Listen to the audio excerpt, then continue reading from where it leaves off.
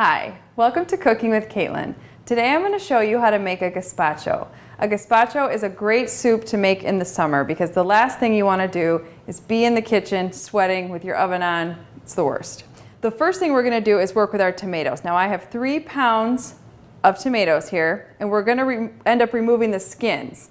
But we want to make sure that we remove the stem first before we put it in our boiling water. So what you want to do is take your paring knife and just kind of work your knife around in a circle just to get that stem out. So after you've removed the stem, you want to put your tomato down and you want to score the bottom. Now we're doing this because when we place it in the boiling water, it'll start to peel away and it'll make it easier to get the skin off. So I'm just going to put a couple crisscrosses, okay? So now that I've scored the bottoms and removed all the stems, I'm going to place my tomatoes into the boiling water. Just leave them in the boiling water until you can see that the skins are starting to peel back. Wait 30 seconds and then remove them. Now the ice bath will shock the tomatoes, stop their cooking process, and make it a little easier to peel the skins back. If you don't want seeds in your gazpacho, just cut the tomato in half and scoop out the seeds. And I'm just going to grab one, and as you can see here, the skin just peels back nice and easy.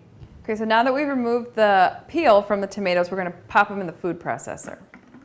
Now, if you don't have a food processor, you can always use a blender. If you don't have a blender or a food processor, you can just finely chop all your vegetables and you'd have a chunkier gazpacho. So I'm just going to add these to the food processor. Now, since we have a lot of tomatoes in here, I'm going to puree the tomatoes first, just so I can be able to fit my other vegetables in there. And you can just pulse it.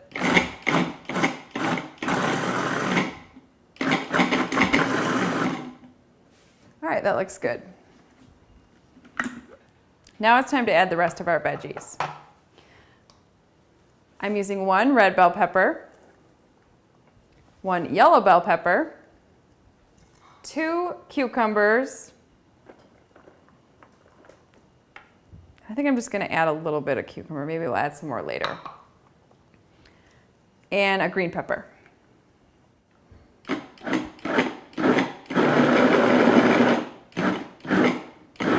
Now you don't want to puree it all the way where it's a smooth consistency because you want it to be a little bit chunky.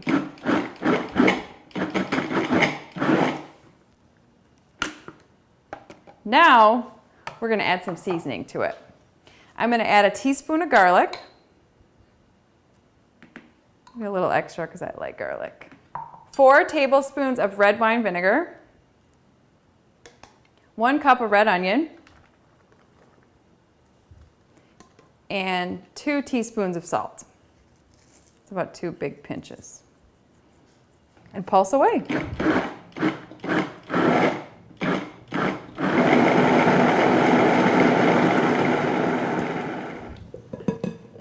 So now we're going to add some low sodium tomato juice. Be careful of the blade. It's 48 ounces.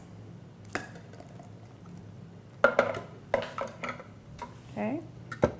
And since I like my gazpacho a little chunkier, I'm going to add the rest of the cucumbers we had from earlier. Now, the thing about gazpacho is the longer it sits in the fridge, the more flavorful it becomes. So if you're going to serve this to a party or to friends, I would put it in the refrigerator for about 3 to 4 hours. Look at that beautiful color. So I'm just going to ladle some gazpacho in the bowl. And the way that I like to eat it is with a little dollop of sour cream. But instead of sour cream, we're going to use Greek yogurt because it's a little bit healthier. Thank you for joining me today and making this delicious gazpacho. You can find more of Cooking with Caitlin's recipes on 5healthytowns.org.